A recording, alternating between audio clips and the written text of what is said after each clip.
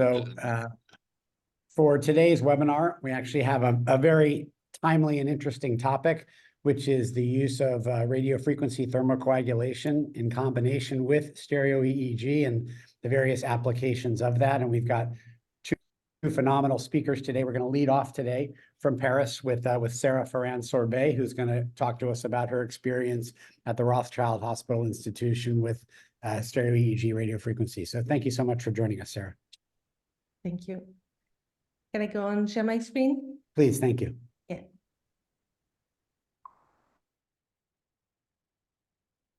Is it correct for you? Yeah, it's great. Thank you. Okay. So thank you very much for the invitation. I'm very happy to be with you today to talk about radiofrequency thermocoagulation following SEEG. I'm a pediatrician neurosurgeon in the Rothschild Foundation in Paris. So I would say a lot of my talk and my experience is based on pediatric cases, but I think it could be, of course, enlarged to the adult population. So I would go very quickly in the introduction, as all of you would be, maybe I could do that, yeah. Completely agree with the fact that the main goal of epilepsy surgery is the complete resection or disconnection of cortical areas that are responsible of the epileptogenic activity. And it's always balanced between maximizing the resection or the disconnection and preserving electron cortex around. I'm not able to, oh yeah, here, sorry. The goals of SEEG are once again very well known. The main goal is to analyze the network, to delineate the possible resection we could do, to do mapping of functional areas, and to be able to perform thermocoagulation at the end of the SEEG. As for SEEG, it's always a multidisciplinary decision to perform thermocoagulation between neuropediatrician or neurologist, neurophysiologist, and neurosurgeon.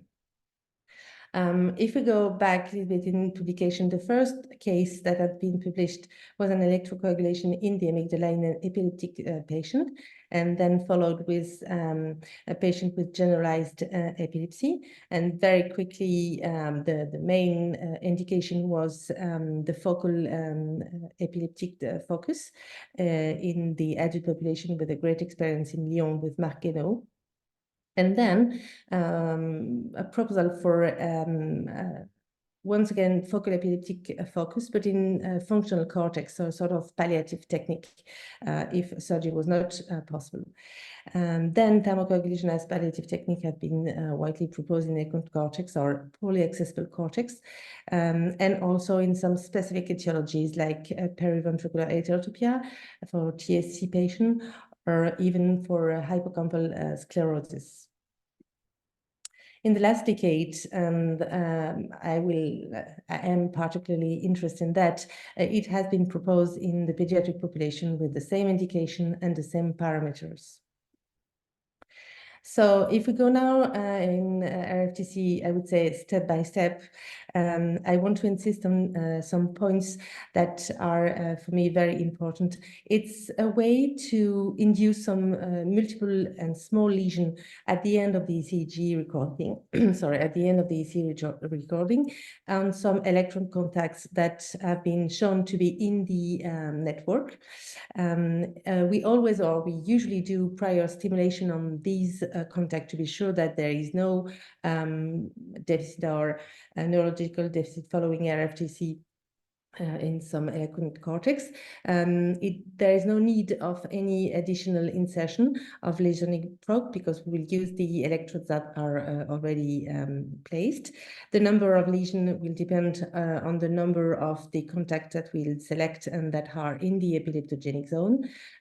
It's always a multidisciplinary choice, as I told you, to choose the contact on which we'll do the RFTC.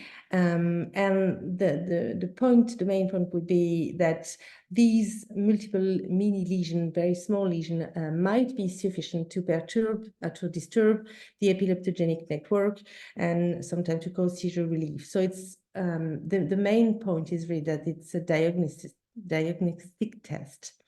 So RFTC could confirm our hypothesis in terms of epileptogenic zone. It will help as the ECG to plan the cortical resection and decrease the seizure frequency, but it's often transient, as we will see later on.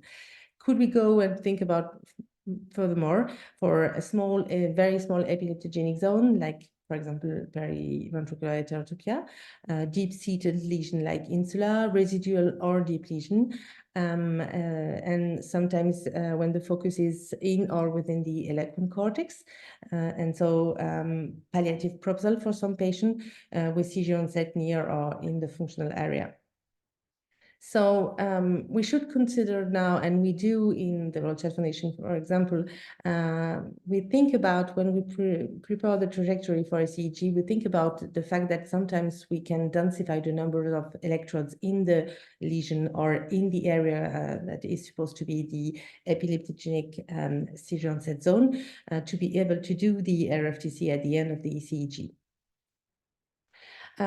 So this is the equipment we use, but there are some other generator. We started with the N50, and now we have the Hinomed LG2, but there is also the Cosman, I think, and some others. So this is just to show you. And on the right, this is the EEG record we'll do prior to and at the end of the RFTC. So in our pediatric population, in children, we were very used to do the RFTC at the end of the ECG under the general anesthesia for the electrodes removal, and more now in the bedroom 4 to 6 hours prior to the removal. We've done that for the first cases with patients without any developmental delay to be able to test the motor cortex for the first cases during the thermocoagulation, and finally the patient participates very well. Now we definitely prefer to do the RFTC many hours before the removal to be able to have an EEG recording not only 10 minutes after RFTC, but at least 2 or 4 hours to see how the networks is change or not. And also the other point is that then we are able to do some staged thermocoagulation. I mean, sometimes we do the RFTC in the bedroom, and then we have the 4 or 6 hours recording later. And then when we go to the OR to remove the electrode, we do some other RFTC to complete eventually the initial plan, if there is any persisting epileptic discharge. I will show you the procedure with this generator, but it's pretty much the same with another one. So with the LG2, we have a sort of small box, a SEEG box, on which you can connect the electrodes you have. And then we will select the different contacts. We always do bipolar coagulation between 2 contiguous contacts. The power is then setting up to 8.32 watts that have been proposed initially. Well, we are following the proposal of Marqueno for those settings. And it usually takes between 10 to 30, I would say 10 to 50 seconds to have the coagulation done. There is no temperature monitoring during the coagulation, which is completely different with the leads. And you will see on the generator that the impedance will change during the coagulation and decrease very slowly, and then there will be huge huge change of the impedance. That is the fact that the coagulation is done. You can also hear the coagulation noise, and in the pediatric population, it's quite not funny, but it's interesting to discuss with the kids, and usually they describe very well when the coagulation is done. The main description would be the popcorn.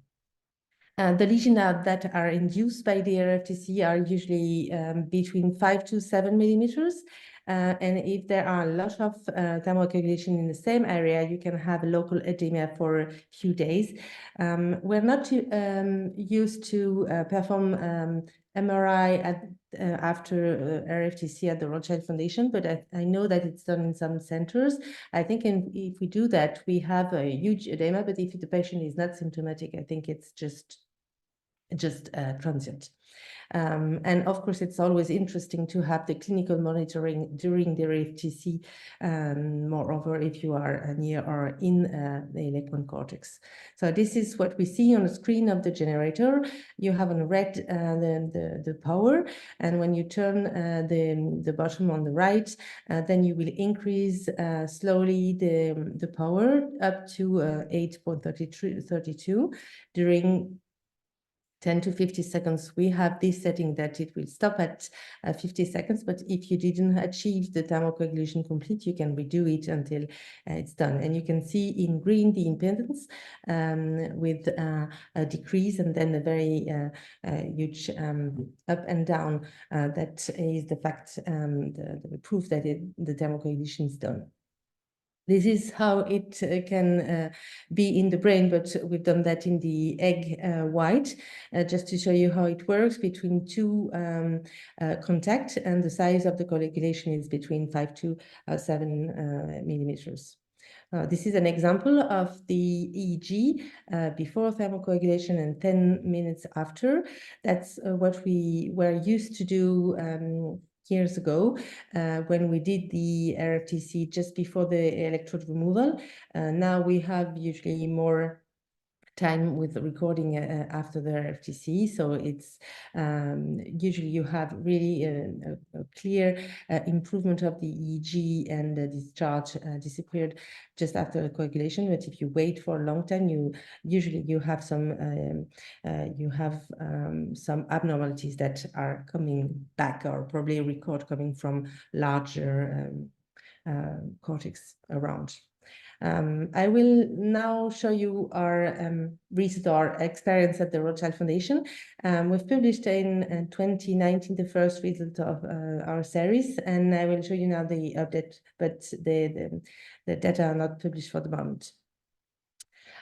So we had 101 children eligible for thermocoagulation during phase 2 invasive investigation with SEEG between 2014 and March 2023.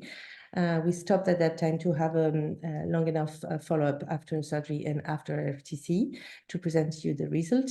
It is over 341 SEEG performed during the same period. So around 30% of the patient of this procedure fulfilled criteria for RFTC. The age at seizure onset was 2.5 years, and the age at SEEG for this series of patients who had RFTC was 8.4. It's an older age in the RFTC series that in the SEEG population, with the age is usually under the mean age is under 7 years, because younger patients have usually extensive FCD, and those patients are not the good patient for thermocoagulation because it will be very, very small lesion in a very large lesion, and so that won't be efficient. Millimetric thermocoagulation won't be sufficient to at least disturb the network. So this is the topography of the RFTC in our series. And as you can see, I would say, I would just like to highlight that central region and insular region are overrepresented, which is quite easy to understand finally, assuming that the surgery will then be difficult or not easy. So it's always interesting to perform this for the diagnosis test, but sometimes also hoping that that would be enough for those patients. So here are some examples of patients we've done, and the description of the coagulation we've done. Usually the mean number of lesions that have been done was around 21 coagulation per patient, between 3 and 67. We had, in terms of complication, 4 patients on 101 patients with a complication, and all of them were expected. 3/4 were transient, and most of them were linked to the edema around the RFTC. It was usually nearby electron cortex, as we can easily think, paresthesia or language impairment, paresthesis, and lack of sensibility. Oops, sorry. Yes. This is, yeah, sorry. So in terms of results, we had a look on 2 periods for the efficacy at 1 month and then at 6 months. We consider that the patient responder to the RFTC were either seizure freedom or decrease of seizure frequency over 50%. And as you can see, 73% of the patients were seizure free or decreased seizure frequency more than 50%. And in terms of duration of efficacy, the mean duration was 9 months, 0.4, and median at 4. So actually, we still have 11 patients on this series that are currently still seizure-free after many months, between 12 and 71 months, including 2 patients for whom surgery might not be possible because completely in the functional cortical area. So if you consider once again the series, we have 77 patients who have been operated on and 25 not operated on. So 11 are still seizure-free. 4 patients had finally non-focal epilepsy, and we did the coagulation in a palliative way, and 10 patients are waiting for, still in process. So if we have a look at the responder group at 1 month, so defined as an improvement over 50% or seizure-free, and if we have a look at those patients after the surgery, so we are not looking now at the efficacy of the RFTC, but we are looking at the efficacy after the surgery that followed the RFTC. And we have 83% patients that are angle 1+2. And 67 are angle 1 after this resection. And on the other side, if we have a look now at the non-responder group defined as an improvement less than 50%, we have 42% of the patients that are angle 3 and 4. If we now look at the patients that had an efficacy at 6 months, so I would say responder group at 6, defined once again with the same criteria. So the improvement was over 6 months. There were just 12 of them, but in this case, 85.7% are seizure freedom after the cortical resection. And on the other side, the non-responder group defined has no response or very short response lasting less than 1 month. There is only 47% that are seizure freedom after the cortical resection. So those results highlight the prognosis value with 3.25 times more likely to be angle 1 if patients are in the responder group, and 3.75 times more likely to be angle 3 and 4 if they are in the non-responder group. I wanted then to illustrate this presentation with 2 cases. This one, I would say, is still interesting, even if now that the patient would definitely go for probably a lead procedure, but we've done this months ago and we didn't have the lead yet at that moment. So I thought that would be interesting to present. So this young patient, she was 12 or 13 years when we did the ECG. She had a left temporal epilepsy related to this probable DNET, left temporal basal lesion. And the lesion was just behind the speech area. And so we thought that the surgery would be a bit struggling. So we decided to go for an SEEG, not to be sure or to confirm that the epilepsy was just coming from the lesion, but to be able to do RFTC on the lesion. So we plan 8 electrodes in the lesion and on a total of 12. We also did, of course, stimulation during speech stimulation during the SEEG, and we've done 47 coagulation on the 8 electrodes that were in the lesion. I will go quickly on that. This is the MRI at 3 months after the thermocoagulation, and after 21 months, the patient was still seizure-free. But she didn't have seizure, but she had some auras. She's not seizure-free now, but it's quite well controlled with the medicine. So we'll have to discuss once again what will be the next step. She didn't have any speech deficit or a reading deficit. A second case with a young patient. He was 8 years at the moment of the ESEG. He had this probable FCD in the precentral region on the left with a left frontal epilepsy.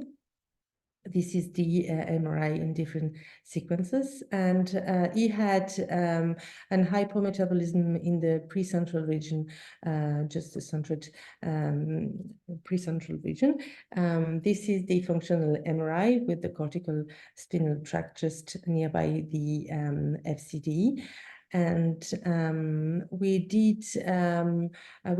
tried to have a better result on the functional MRI, but we didn't really have a result concerning the motor cortex. So we decided to go for an SEEG to be able to localize more clearly the motor cortex, and we finally found it on the postcentral region.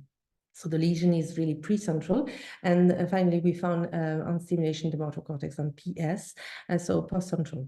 So we did thermocoagulation for this patient on the red electrodes that are shown here, and after those thermocoagulation, he had a slight deficit, but we will see that just later on. So this is the EEG just before the coagulation LA, so on one of these electrodes that was in the lesion with a lot of spikes, and this is the EEG just after the RFTC.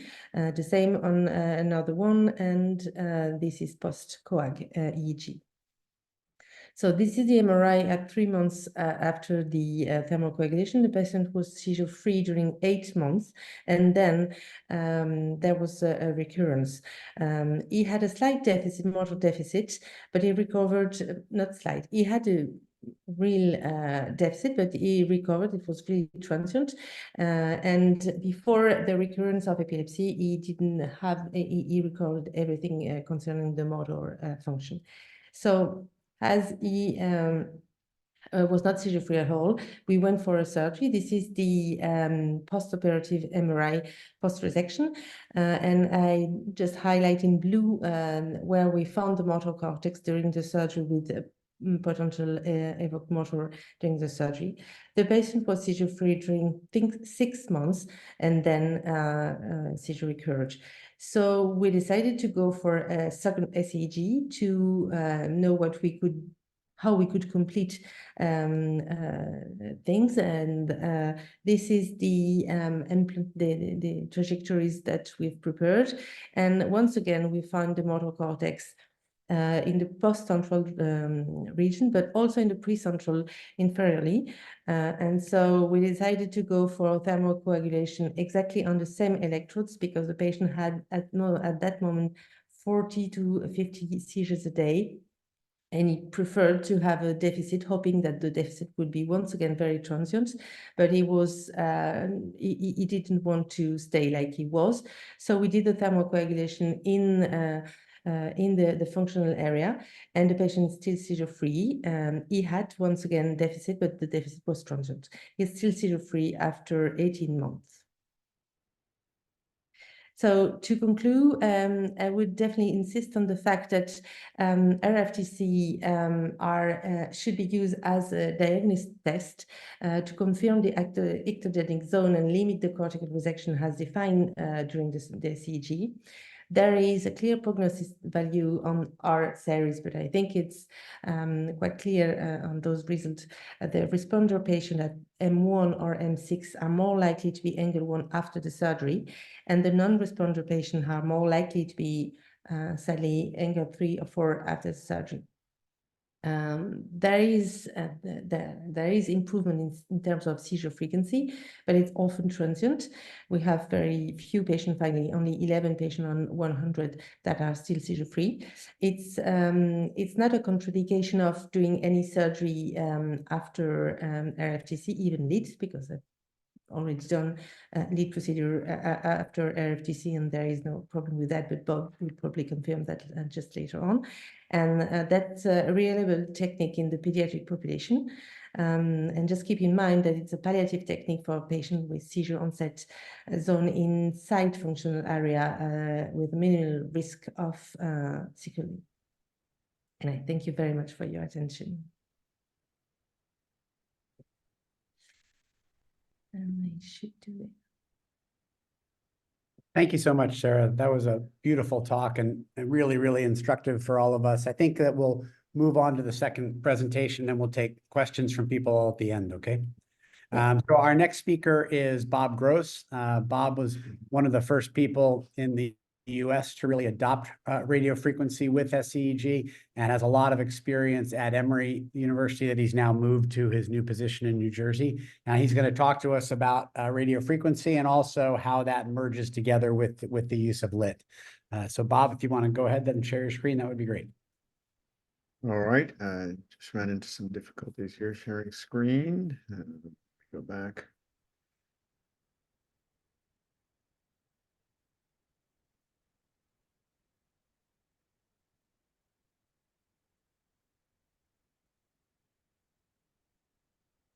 Are you able to see my screen? Now I have your whole desktop right now. There you go. Now we've got you. It's good. Okay, great. All right. Well, thank you very much, Guy and the group for inviting me, and Sarah for that fantastic talk. So I'll talk about technical aspects of SEEG ablations, mostly around LIT, how, when, why, and why not. So I do have some disclosures, in particular for this talk really is Neuro1, who I've been working with as a consultant. So first of all, what difference is there between radiofrequency ablation and LIT? As Sarah mentioned, RF ablation, when used through stereo EEG, does not have a thermocouple, which ordinarily we would have, and soon we will have. Whereas MR-guided laser ablation does allow thermometry control, so we can actually control the lesion per se in a much more direct fashion. We don't have any visualization with RF ablation, so all of the results are empirical based on our experience, both in egg white as well as in real patients. Whereas LIT, we have real-time visualization of the ablation zone as it accrues. The photonic spread is a bit different in that it can be shut down right away, but we do have thermal spread that is controlled with temperature controlling measures with laser ablation, whereas RF is purely thermal spread.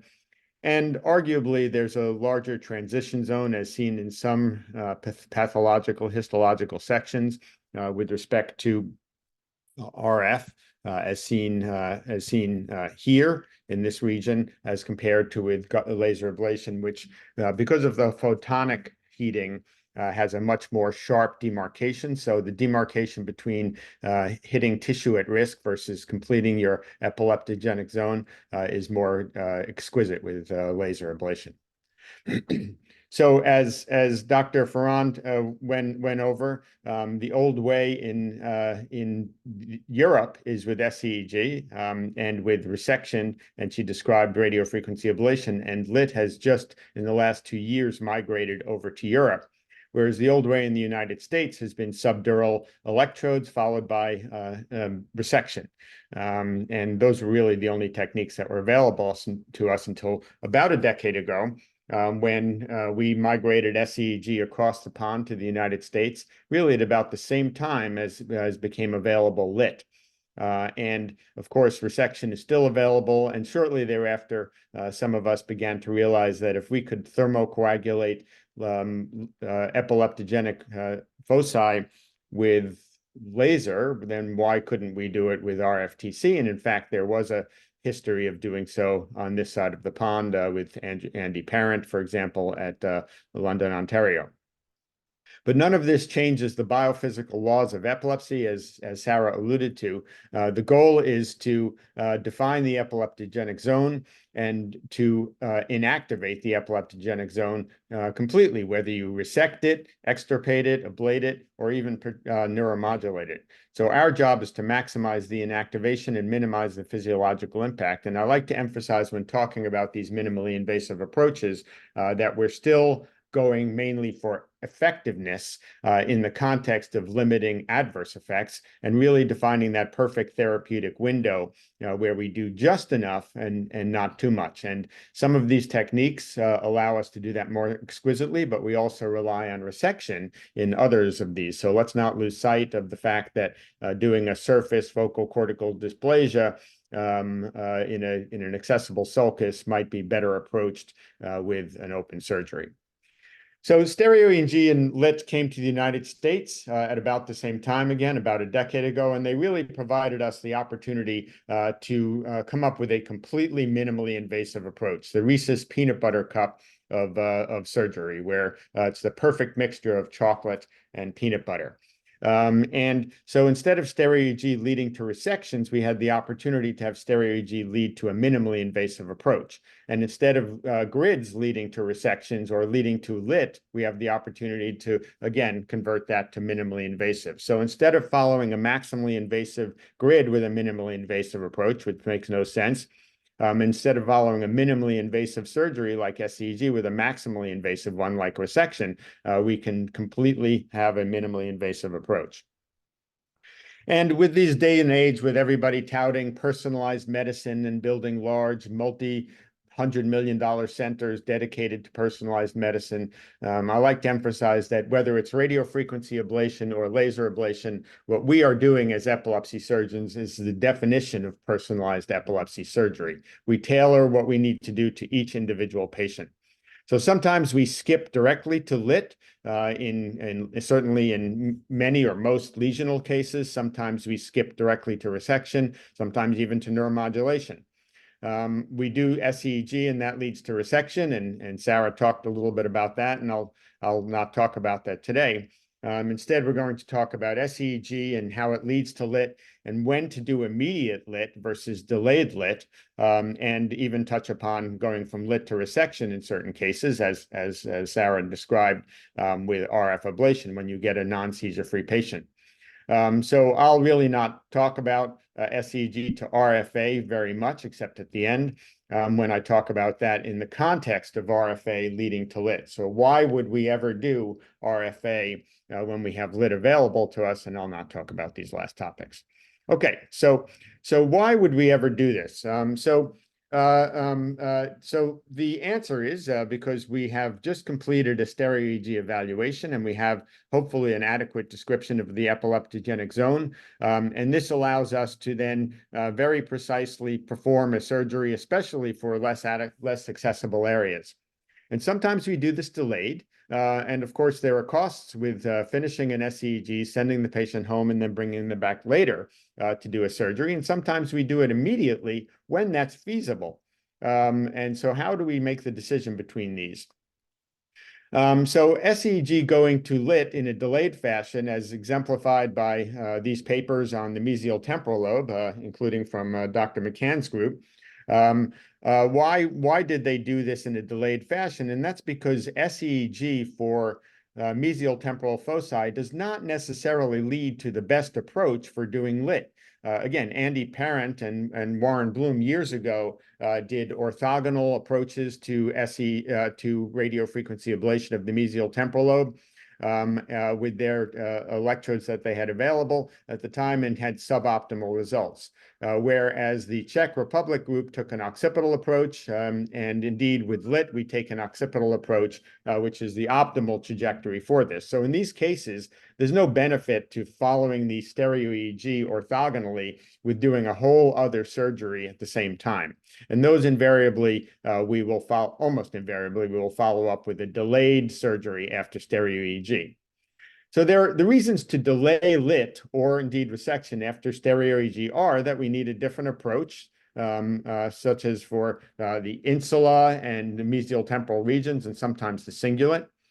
Logistics. So for those of you not familiar with LIT, it's not the easiest thing to arrange. We still require the availability of technological support to do it, and we require MRI time. And the MRI is not just sitting around open waiting for us to ask to use it. So it can be quite difficult to do a LIT immediately when we're done with SEEG, which we don't ever know when that's really going to be.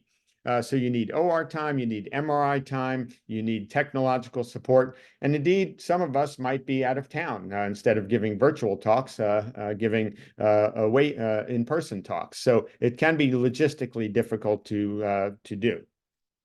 And there are other times when we want to see if a radiofrequency thermocoagulative ablation, like Sarah described, has effects on seizures before deciding on the next procedure. In her case, that has been deciding on resection. In our case, that's deciding on LIT or indeed resection. So these are the reasons to delay LIT after stereo EEG. But there are good situations where we want to do that immediately. So how and why do we want to do that? So this is an example of a very early case where we planned on doing LIT by using a laser bolt, which can accommodate both the stereo EEG electrode and the larger laser catheter. So your standard bolts that we use from Dixie or whomever do not accommodate the laser ablation. So you have to plan this ahead of time. And putting in all of these larger laser bolts is actually not a very good idea because they actually lead to quite a bigger skin deficit. So we really have to plan that. So in this particular case, we had a strong hypothesis. And so I was able to put laser bolts in for this focal cortical dysplasia reoperative case. But first I did a radiofrequency ablation because it was in the left posterior temporal occipital region, and we wanted to see if there were any functional effects on the psychiatrist. And you can see the size of the radiofrequency ablations done in this early case here.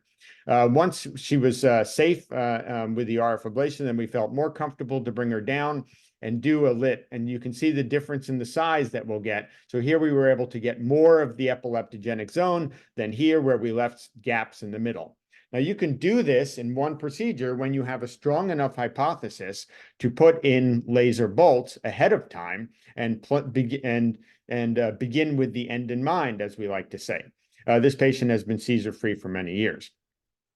But what are the options when you don't have a strong hypothesis or don't have laser bolts in place? So here's an example of a patient such as that.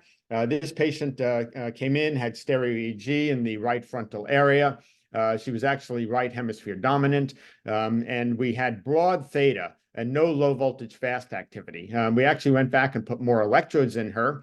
And at the end of the day, because we didn't feel we were on top and had well defined the epileptogenic zone with the stereo EEG that we had performed, I recommend an open larger resection.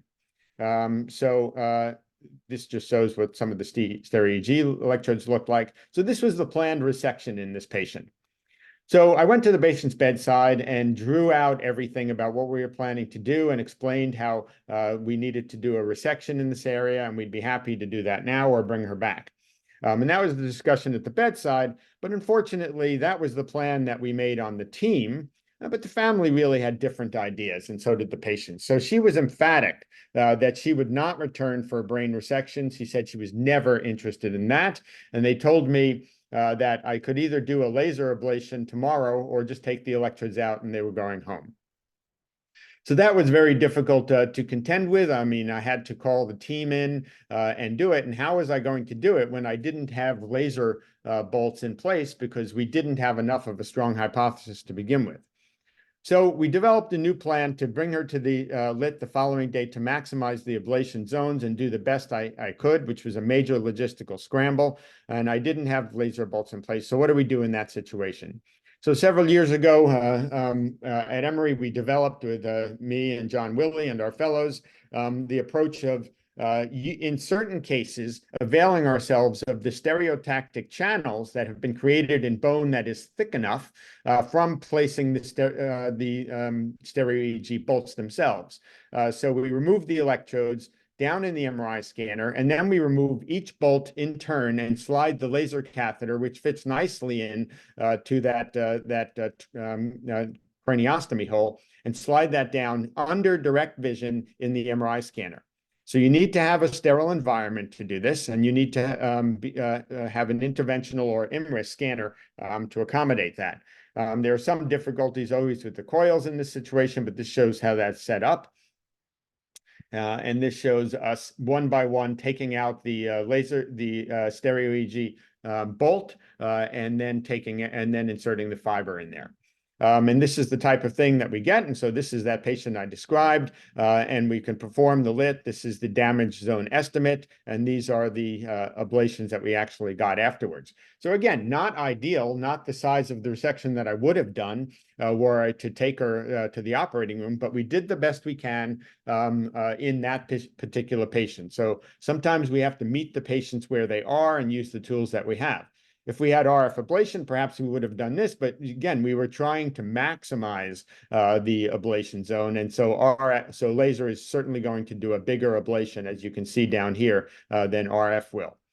She had no generalized seizures for 3 years, but continued to have focal impaired awareness seizures, and she might have been seizure-free with a resection. But she wouldn't allow us to do that. So you have to meet the patients where they are. And she was, every year, she would refuse repeat surgery as I offered, and said, I could probably make you seizure-free, until 3 years after surgery, when she finally said she was amenable to do whatever you want to do, doc. So do I just go back and do a resection? Well, no, I brought her back and remapped her. It was now 3 years later. This shows you what the LIT looks like after 3 years, a pretty small lesion. And so I repeated the stereo EEG. We got exactly the same results. And in fact, I drew exactly the same resection to her. And this time she agreed, and we did a resection, and she had some decreased speech, recovered, and she's been seizure-free ever since. So sometimes logistically it's hard to do, and sometimes the patient won't let you.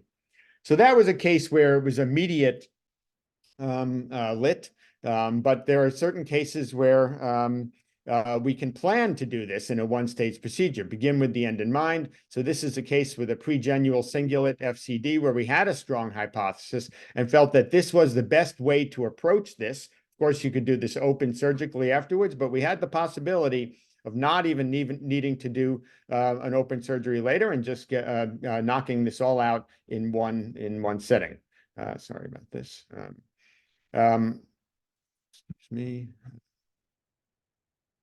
So this procedure was planned with the stereo EEG holds to accommodate a very nice LIT that could be done at a reasonable distance between the electrodes afterwards. And this just shows the LIT as you see the lesion accumulating as we go from one to the other, again, in the sterile environment of the operating room. And we were able to create this stereo EEG guided LIT ablation all in the same setting. And she's been seizure-free off all meds for well over 2 years. This is a case where we also planned this on the same admission, and we took this dorsal approach to these lesions because we felt that this is a better approach. This is certainly not the standard orthogonal approach to stereo EEG a la our European school, but when planning this ahead of time, we were able to do a nice medial frontal ablation. Again, seizure-free, and we published this in a couple of years ago. But there are still times when it is much more prudent to delay, as I said. So trajectories towards the pericallosal, indeed that region, and the callosal marginal region, and the insular region are really better suited to do with a de novo procedure. In this case, we did this delayed because this was a posterior cingulate region, and this was the array that my partner had put in, and you can see where the electrodes are back here, and indeed that was not going to be well served with a lit on the same admission, so he brought her back and did a lit procedure using the ROSA in a de novo procedure. So we wanted to not do it in an immediate fashion when the trajectories that are needed to make the patient seizure-free require further surgery. And indeed, this is a case in the insula where we certainly are not comfortable putting laser catheters in, just guided by temporal, very small bone holes going through a lot of vasculature. So these cases in the insula, we invariably bring them back later on for a de novo procedure. So I just talked about all the delayed and immediate use of lit, and indeed lit going on to resection. But now let's talk about how and why we would ever interpose an RFA in the middle of doing stereo EEG before doing lit.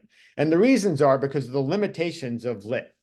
So there are limitations due to logistics, trajectories, and maybe you don't even have lit. There are difficulties in performing functional testing during lit. So all of these cases were done with patients asleep. And with lit in the MRI scanner, because you cannot have any patient movement, we almost invariably do it with them asleep. And so you can't do functional testing, as we often need to do. And also, as Dr. Ferran described, we may want to see the seizure effects as a final test of the hypothesis before doing that definitive lit procedure. And radio frequency certainly fills this gap. So we do RFA to check for function. When we do stimulation testing and we're still concerned, let's say the stimulation testing cleared the patient, but we're concerned that if we accrue 4, 5, 6 ablations on top of that, that we might get adverse effects that we didn't see from staged one electrode after the other stimulation testing. Or indeed, maybe we didn't clear the area. Like we have a lateral planum temporale area, and we got adverse effects, but we're not 100% sure if it's due to the gray matter or the white matter underneath the arcuate fasciculus. And so a gray matter lesion might help to disambiguate that and prevent the patient from needing a DBS or an RNS. And then if we finally can't clear the patient with RF ablation, then they go on to a neuromodulation procedure. This is a video of how we do it at Emory, and no longer at Emory, and setting the system up, but hopefully there's a better system. So this is a patient that had stereo EEG in the occipital region, and we wanted to clear that with awake bedside testing before doing a laser ablation. So we connect that up, and here's how we do it at Emory by using the Cosmin generator. And actually, this has to be quite jerry-rigged in order to be able to perform the procedure.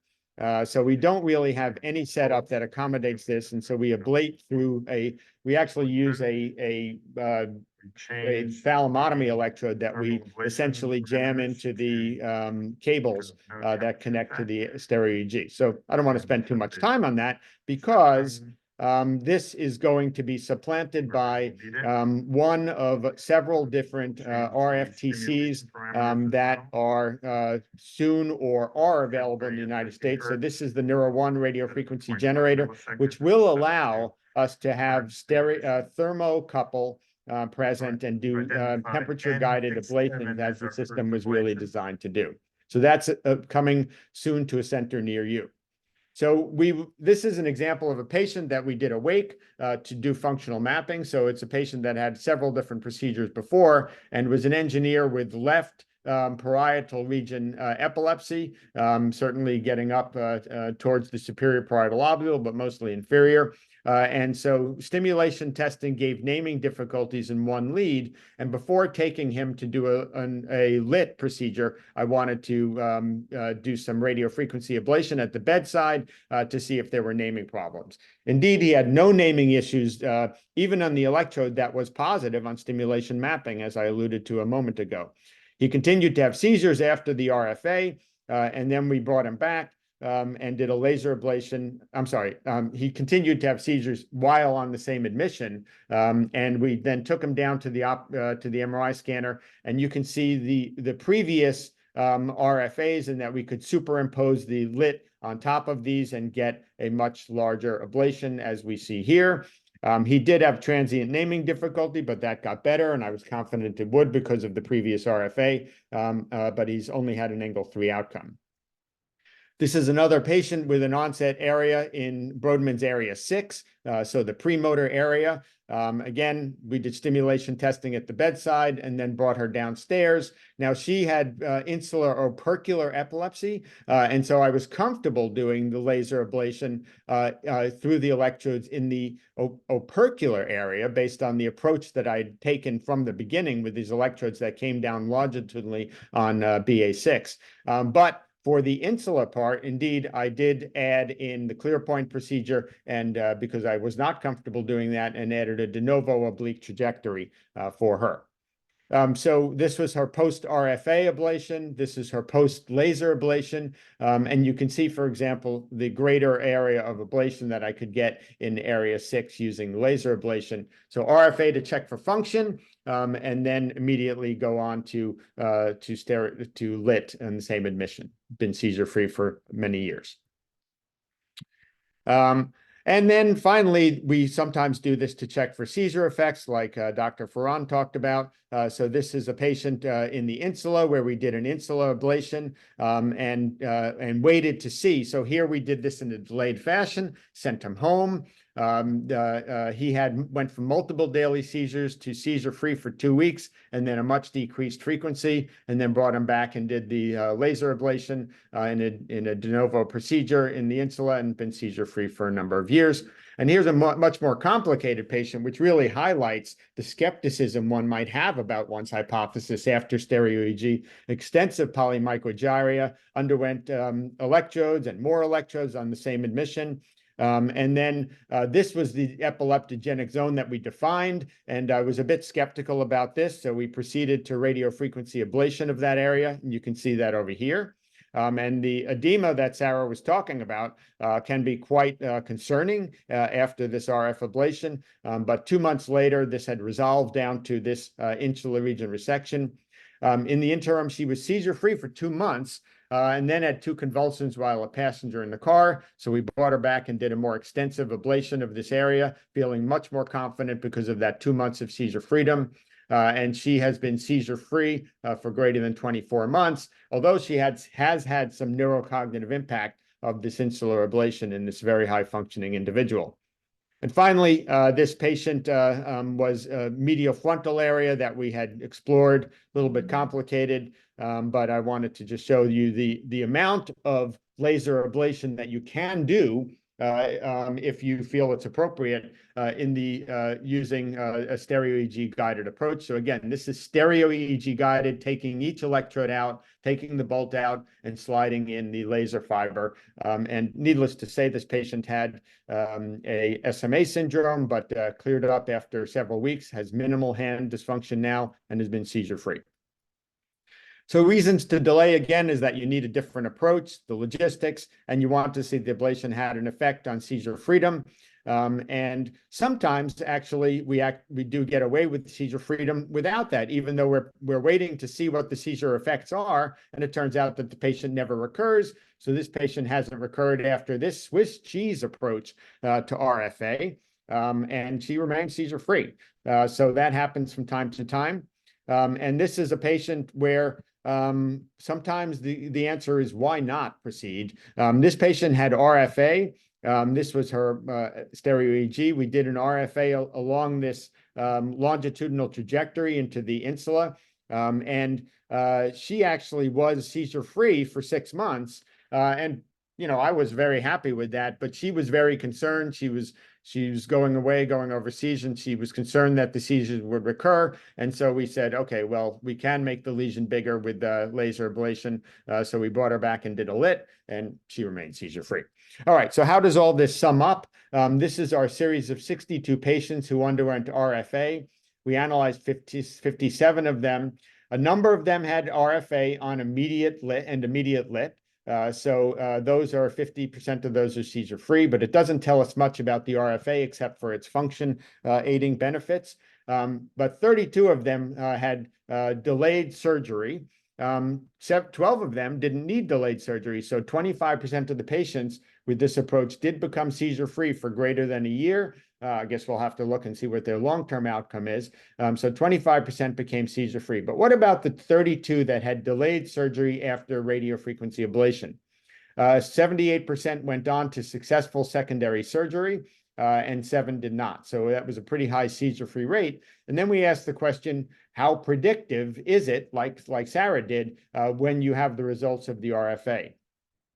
So this is the overall survival curve of all of the patients that had RFA. So some of them are remaining seizure-free long-term.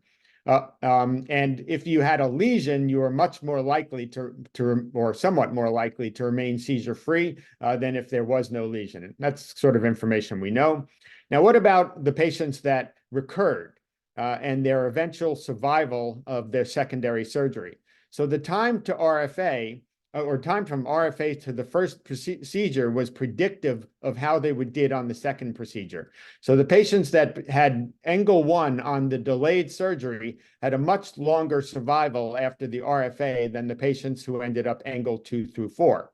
And indeed, sort of looking at the responder type thing as well, we see the same thing with those that had a delayed 1 to 2 versus those that had a delayed, those that had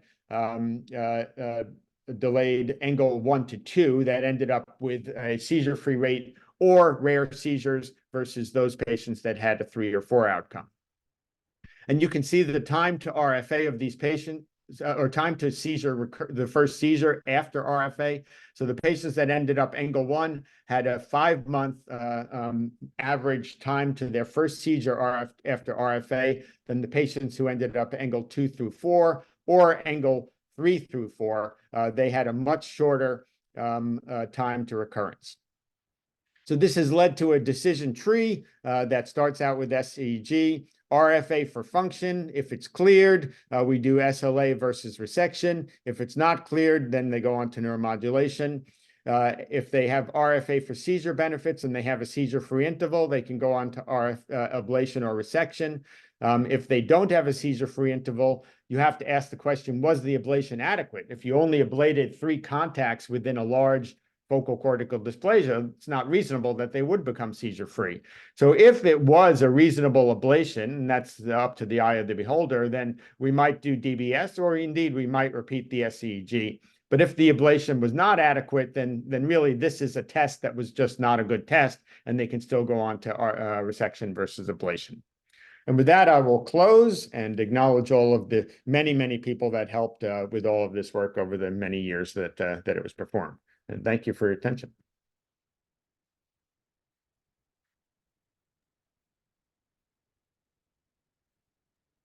Thanks, Bob, for a beautiful presentation and building also in a great fashion on what Sarah already presented. Just so a question to start for both of you. So you both talked about the need to predict exactly ahead of time, as you say, something that we don't know what's going to happen, but you're still predicting your coverage. And so, Sarah, could you talk about, and also Bob, with radiofrequency versus lit, when you think about densifying electrodes, as you said, Sarah, how you figure out the exact number of electrodes, how many you need based on the size of the lesions you're going to get, and how many you can actually safely place in proximity? It will depend, of course, of the size of the lesion. But I would say if I compare my practice now and my practice, I would say 5 or 10 years ago, I think even in a very small lesion, I will probably try to plan 3 trajectories, even in a lesion between 1 to 2 centimeters, just to be sure that to be effective, or at least to have an effect. And if, for example, if we have a patient with a polymicrogyra, very large, widespread, if we have any clinical arguments or any EEG focus, I will probably densify my trajectories in the area. I think the polymicrogyra is more active to once again have more electrodes in the supposed seizure zone. But it's really, sometimes it's very tricky because, as I said, in pediatric population, usually FCD are quite large. So it's not easy to have so many electrodes in the focus, but And how often do you add electrodes specifically for the purpose of being able to treat a larger area with radiofrequency? I think one patient on 2, something like that, probably. Yeah.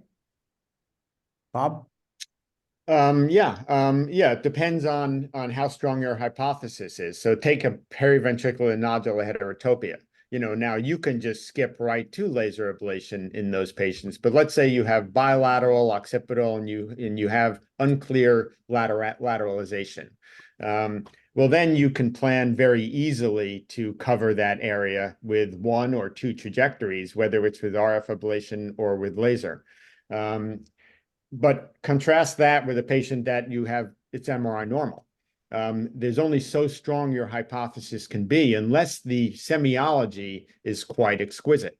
So it depends on how strong your hypothesis is. And I would much rather undercover and do the SEEG in a more classic fashion and plan and tell the patient, we're going to bring you back and put more electrodes if we've identified what seems to be the strongest hypothesis.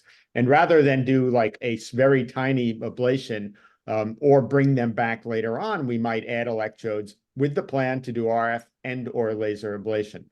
But I agree with Sarah that you don't want to be putting stereo EEG electrodes closer than 1 centimeter apart. It's unstrategic. It's also quite difficult given venous and or vascular patterns and steric collisions. And you just don't need to do that with lit in terms of making them that close. So it really depends on how strong your hypothesis based on lesion, or have you defined the onset in the absence of a lesion to help guide you. In the pediatric population, it's very difficult to explain to the parent that we will go back to the OR to add 1 or 2 electrodes to complete, or to have 1 more way to coagulate. And we didn't have the lead until recently. So that's probably the reason. Sometimes I think I'm very optimistic, and I had electrodes in the lesion or in the supposed lesion because I'm very optimistic once again. But sometimes I'm so disappointed. It's just disappointed. Yeah, I'd rather undercover and then come back, but then Yeah. population of patients is different. Christian, Arthur, thoughts, questions? Well, I think this presentation was so nice that I could lead an one-day discussion on every one of the presentations. So I try to do my best and just make it shorter. But would you please explain what your idea of, for instance, offering be it RF or lead to patients with supposed brain tumors without a diagnosis, histological diagnosis? How do you go ahead of this?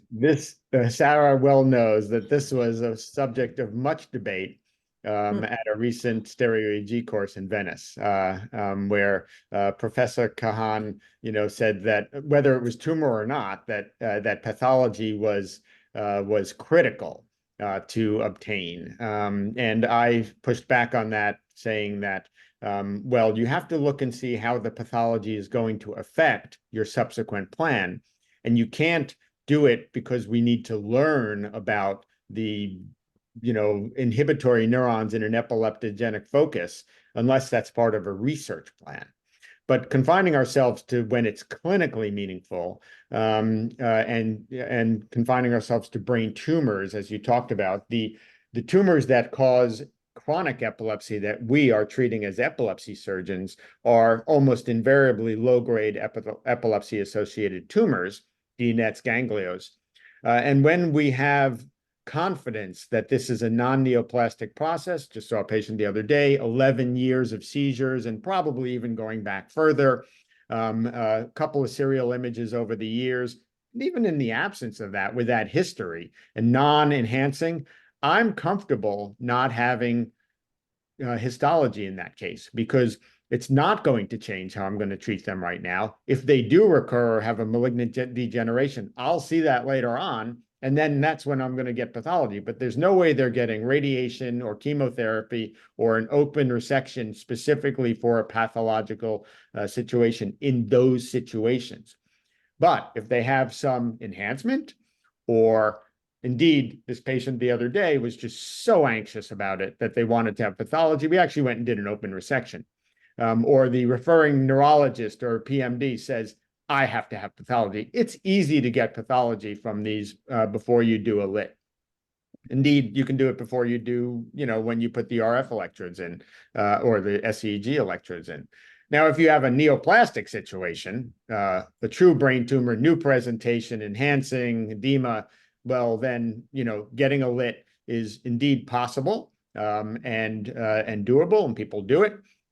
Getting pathology, I think I said, I might have said that wrong. Getting pathology is possible, or getting a biopsy, with the caveat that if you get any hemorrhage, which you're much more likely to get in those situations than in a non-neoplastic situation, that can really mess up your laser ablation after that. So that's my answer to that. So we have a couple of questions from. I just want to keep going with this, Guy, if you don't mind. Okay, sure. So you can expand this discussion into, do we need SEG in patient with a supposed tumor, or presumably with a tumor? No, I often do. In fact, we published our series comparing SEG lit guided versus not. And no, I mean, if you have an anterior temporal tumor and the semiology and the SEG all hangs together, yeah, you don't need to do stereo EEG. In fact, the Europeans, if I can quote them, the group, Chico Cardinale essentially says if there's a lesion, he's not doing stereo EEG. I don't think maybe that's 100%, but we incline towards that as well, unless you have more than one hypothesis that's going on, and they're beginning to adopt this in Europe as well, or to then begin with the end in mind, where you do the SEG as a therapeutic procedure, not as a diagnostic procedure, to do the radiofrequency and or the lit. Sarah? It depends also, I think, exactly what you said about the history of the epilepsy. I mean, if everything is completely on the same way, I mean, clinical presentation, MRI, etc., then lesion, if you have a lesion and if you think it's a low-grade tumor that leads the epilepsy, then you go straight to the surgery, because there is no need to do a ECG to confirm. So I would really insist on the fact that if it's not clear, I would go for a CG, because sometimes you have some symptoms, you have some network that are not so clear, and then you're not sure that the only point is this supposed tumor. So in those cases, when everything is not completely clear, we would go for a CEG, even if it's a supposed brain tumor. But for the other cases, when it's very clear, when everything is clear, then I would go straight for surgery without SEG, and probably without RFTC.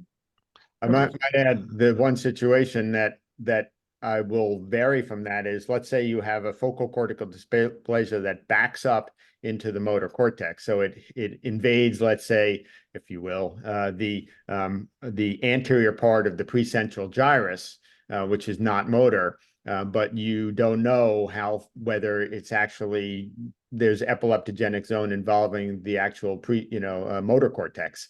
Mm-hmm. And then we'll do stereo EEG for functional testing. Not necessarily to define the onset zone, but to define that in the context of functional testing. So you can do it for diagnostic procedures on a functional basis as well. Not to hide. Sorry, Sarah, please go ahead. No, yeah, I agree. So I don't want to hijack the discussion, but I just want to quickly move to another etiology then. So let's say cortical dysplasia likely to be, as many of the cases that you've shown. Do you always need SEEG to do them, as offering radio frequency or even laser or resection? Or in these people with focal 2B, you would go straight to lead or resection without SEEG?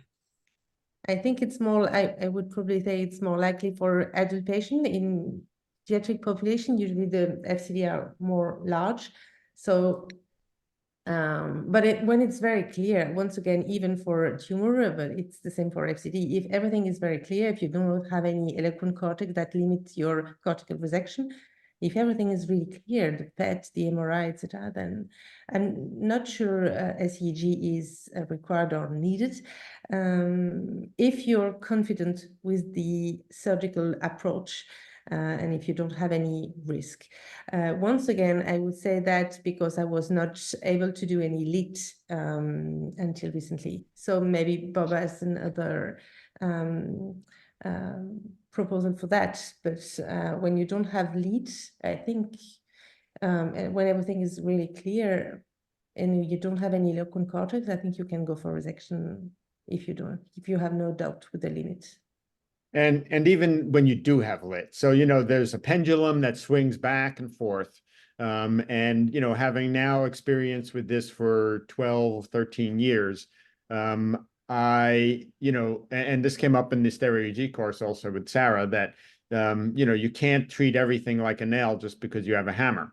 And, you know, with a you know, posterior frontal FCD 2B, or anterior, what have you, I'm more likely to do it now open resection because I can actually paint the lesion better under direct vision with MRI and direct visual guidance than I can with a bunch of catheters. And we do ECOG in those situations to function. Just the last 2 weeks in a row, I did an open, you know, awake surgery for that region with ECOG and mapping, rather than do lit. Because again, you can't do lit with functional testing by and large.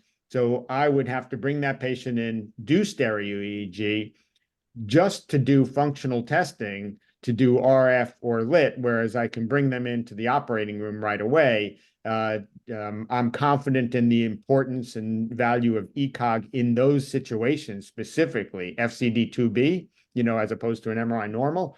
I mean, you just follow it and you have the functional testing and you can, I think, do a better job. So we have to be careful, especially as it migrates to Europe, of not over adopting this tool and try to learn, you know, walking down that straight and narrow path. And ECOG is very useful for very clear FCD2B, but it's not as easy for other type of FCD. And it's also quite useful, I think, for tumor more than for FCD. But once again, sometimes you have the feeling that the limits are clear on the MRI, and finally, when you do the ECOG during surgery, it's not so clear, except for the 2B. Right. Can the two of you comment on a couple of questions regarding, do you have any experience with doing bipolar radio frequency ablation, skipping electrodes or between adjacent electrodes? No. I would never skip adjacent electrodes because, as Sarah showed in her, you know, the egg albumin, you know, it's very circumscribed. You know, you're not going to get it between those. But the idea that Jonathan Miller and also one of the Chinese groups has put forth about going between electrodes and getting more area in between, if the electrodes are not close enough, it's not happening. So they have to be within a centimeter to be able to avail yourselves of anything in between the electrodes. But with a 7 millimeter radius, you know, you're pretty much kissing with 2 1 centimeter apart electrodes. So I've tried that in several instances, and it, you know, looks good on egg white, but it hasn't really, you know, you really have to have a high densification of electrodes to be able to avail yourself of that technique. But then that's not completely logical. That means you have put so many electrodes in the lesion that, Right. well, I'm not sure it's logical in that way. I mean, And- I'll do it if it's convenient, so why Yes. not? Why not do, Yes. between those two? But not every device allows you to do that, because I Yes, dare exactly. I can do it across 2 electrodes, but the devices that Sarah uses can't go across 2 No, electrodes. exactly. We have a box and we can just plug one electrode in the box, so we can't do that. And another technical question from one of the viewers about when you are doing your radio frequency and monitoring your EEG recordings at the same time. So are you determining that you're done the radio frequency based on, as you showed us, the change in the impedance and knowing that you have completed all you can complete for that individual lesion bipolar? Or how much are you using the EEG to say, well, I haven't seen enough EEG change, I need to do more ablation? The EEG is not in the same time. It's just after, but it's not in the Right. same time as the coagulation. Anyway, when the coagulation is done, the impedance just decrease very quickly, and you can't do any more RFTC. I mean, when it's done, it's done. You can redo RFTC a few minutes later, but usually it's like, even if with food, I mean, when it's burned, it's burned. So you can redo it, but I'm not sure. At the beginning, I thought maybe I would enlarge the lesion, but I don't think so. I think it's just when it's burned around, when it's done, and then you will just go on with eating maybe, but I'm not sure you will be effective with that. So along the same lines, so you go in and you say, we're going to make this many lesions, and then we're going to re-record the EEG. And if you don't see as much EEG benefit as you hoped for, how do you decide, okay, well, this is enough for today versus we're going to keep making more and more lesions? it depends it depends on the result you had on the electrodes around the one on which you decided to go for coagulation. I mean, if there is no sense, if you're in the spread but not in the ectogenic onset zone, then it's not logical to do RFTC, except if you think that's the sort of way of propagation. But once again, the lesion or RF are small, and if you don't have enough electrodes in the seizure onset zone, then you don't have enough, and that's it.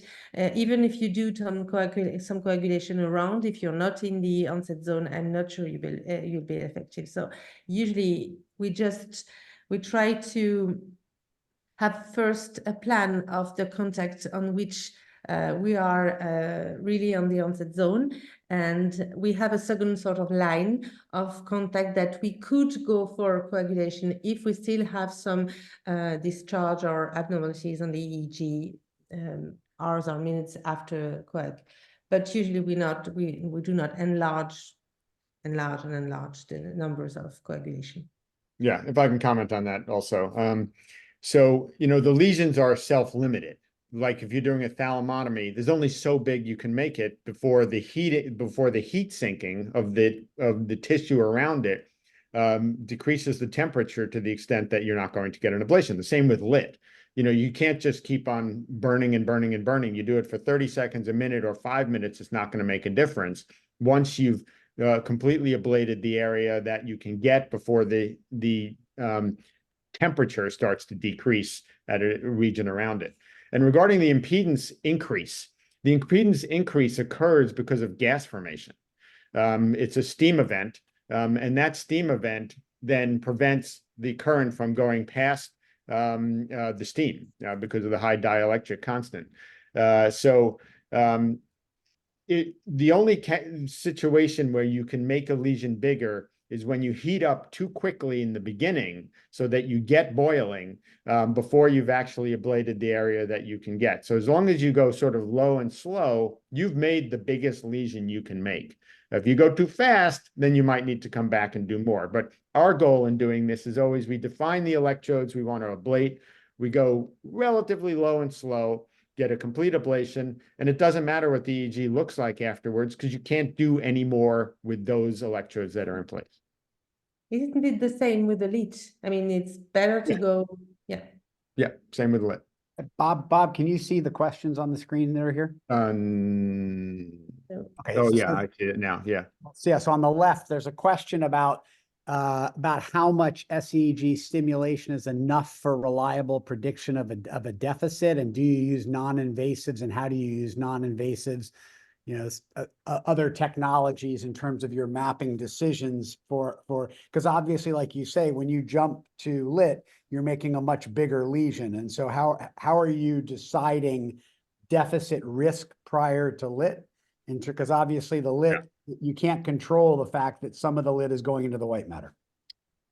Well, that's a different question, that very last statement. But it depends on your pretest type, hypothesis. Like if if you're in the superior temporal gyrus, then you're going to be very suspicious about function.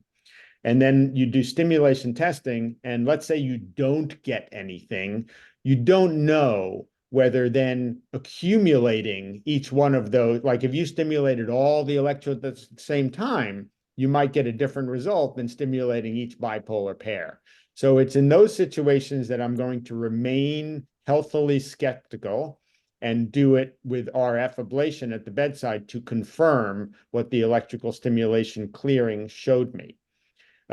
Conversely, and this is a dicey area, the reviewers of our paper pushed back about the idea of using RF ablation as a functional test, because they said, well, you do the test and you get function loss and then you're done. What was the point? But I believe that if you do a small, like the video I sort of showed quickly was an occipital area, where then we started with a small lesion. Like we went to 1 watt, not all the way up to 4 watts or 5 watts. Did 1 watt with testing at the bedside, then 2 watts, then 3 watts. So in those situations where you're very skeptical, you can sort of dial in the ablation. And if you get to a point where you then have loss of function, it's likely that function is going to come back because you just went over the edge. And so those are very difficult situations. But then you also have the situation where I've had several of these cases where it was left temporal and the stimulation, I got language suppression, but I was skeptical that it was due to the white matter underneath versus the gray matter. And we did the gray matter ablation, small, started, no effect whatsoever. Bigger, no effect whatsoever. Because the RF ablation can be confined to the gray matter in a better way than electrical stimulation can, because electrical stimulation actually stimulates the white matter at lower thresholds than the gray matter. So we've had this in several situations, but that's not entry level course. That's sort of like, okay, let's do everything we can to try to make this patient seizure free. Now, I had a patient recently who was a young woman, and she said, can you guarantee me I won't have any adverse effects from this RF ablation in the left, in the planum temporale? And I said, no, I can't guarantee that. So she decided she would go for RNS.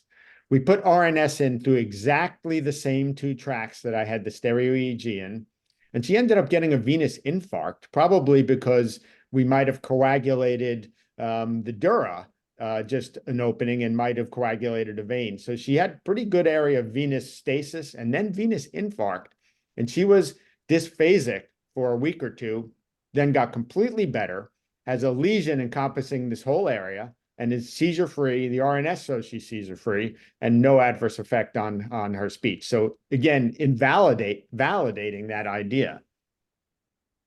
Well, and I think, Sarah, you showed from that you had 4 patients with any sort of deficits, but 3 of them were transient. And so in fact, the size of the lesion you're making in general seems to be quite predictive of what might be in the area, but not of having a longer term defect.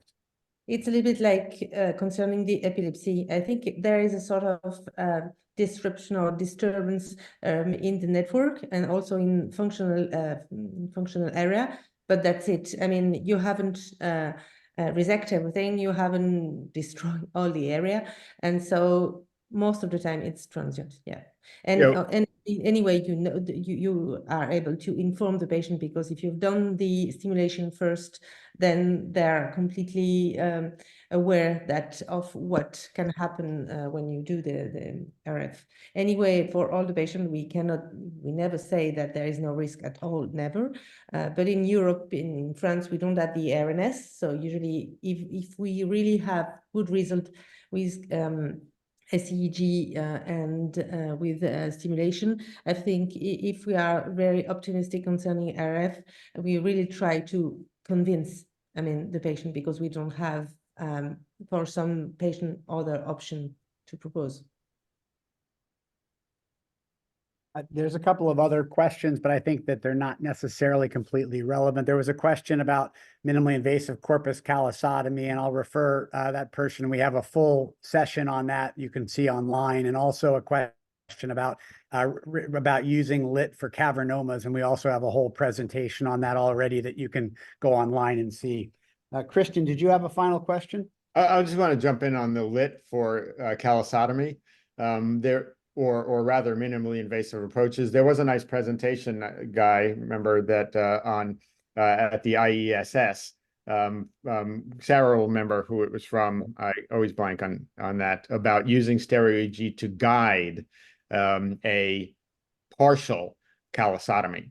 And I thought that was really interesting use of that.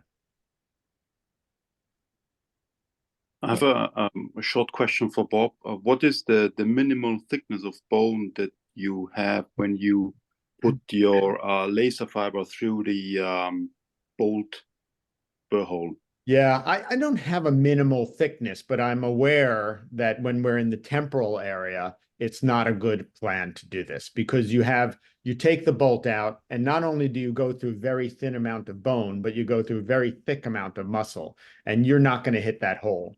So I basically don't do this through the temporal area for those two reasons. So it's invariably going to be frontal, parietal, occipital, where the bone is thicker in those regions. And Bob, similarly on that, what distance of target? You showed a couple of those where you're going fairly far into the brain, and are you not worried about the laser cannula having any sort of deflection from A to B?